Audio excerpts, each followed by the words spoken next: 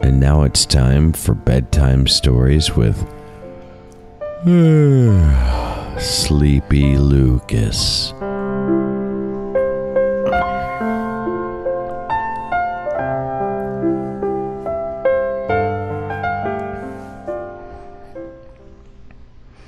Tonight's story is Nightmare on Slim Street. Slim hadn't been able to sleep well the past few months since his old hunk Slimborghini left him for another man and his new Craigslist roommate Sleepy Lucas moved in. Slim felt really uneasy when Lucas would stare at him without blinking for hours with a creepy smile on his face, or when he catch him fingering his cat, but he was trying to make the best of the situation.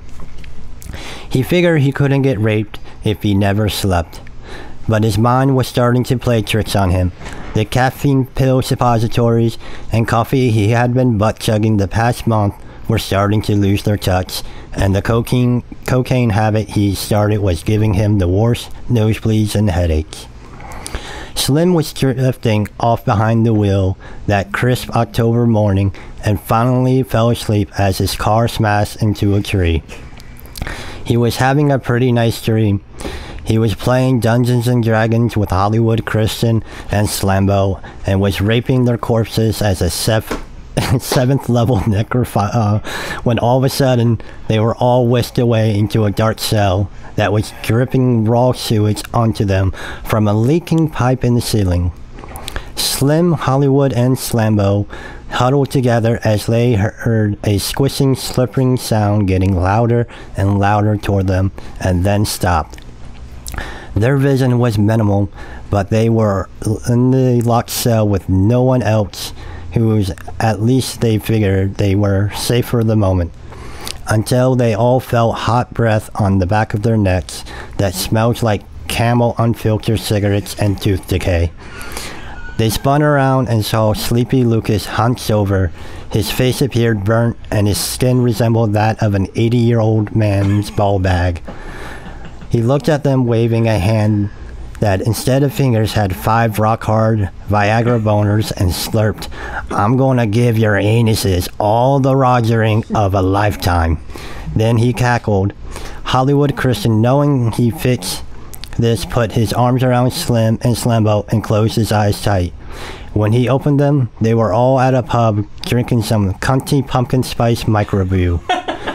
Slim asked Hollywood what the fuck was going on, and he explained to the two that he knew they were in a dream, because he just had filmed a porn version of this movie a few weeks earlier. But Slimbo stared lifeless behind his beer mug. They shook the burly hunk and he didn't respond. Just then, the slurpiest, sloppiest voice came over the intercom in the middle of the bar and said, "It's no use. I already finger fucked his sweet hairy asshole. I filled it with my dream cream. He's now of no use to you now. If I get you all, you will be mine forever." The two gents pulled Slambo's pants down, and his tighty whities were covered in shit, cum, and jizz. The two were now terrified. A waiter approached them silently. When he got to the table, Kristen slammed his mug down and screamed, "It's about time, I need a fucking refill." And just at that moment, the waiter slurped, "I'll fill you up, bitch," and ripped Kristen's pants off and raped his ass with his dick fingers until he came. Slim ran frantically out of the pub and into an alleyway. When he reached a dead end, he closed his eyes hard and thought to himself he had to find a place where he could outsmart the sleepy dream rapist. He opened his eyes and was at a huge brony rave in Atlantic City. Slim thought if he could trick Lucas into raping the rest of the bronies, he might have a chance.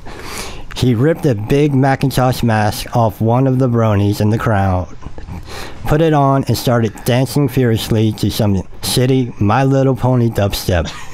When the song stopped, the DJ got on the mic and slurped loudly, I'm gonna find you, Slimothy. You're never getting out of this dream.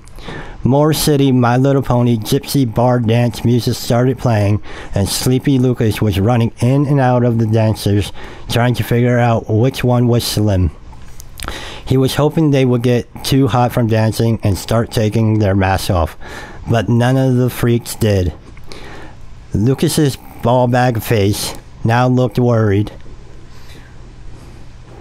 and he started finger fucking all the dancers on the floor, and he thought were Slim, but none of them were. He knew he only had one paralyzing load left in him, so he had to make it count. Finally, he was sure he had found Slim, because as he was raping a lanky brony, the man was backing his ass up into his dick pinky. Then he felt a strong tap on the shoulder and turned around. The big Macintosh brony behind him pulled off his mask, and it was Slim who proceeded beat him to a pulp. Slim kept smashing his face into the dance floor so hard that it busted open completely. A moment later, Slim woke up in his own bed. A bloody, sleepy Lucas was lying next to him, sobbing uncontrollably. Slim jumped up and said, "What are you doing in here, Lucas?" Lucas continued sobbing and told him that Slim had sleep raped him from the last time, and that he was going to look for a new roommate on Craigslist right away to move in with. Slim's eyes got really wide. He grabbed Lucas tight around his neck and growled in a demonic voice, "Don't you ever dream about it. Your ass is mine." Sleep tight, sweet dreams, and happy Halloween.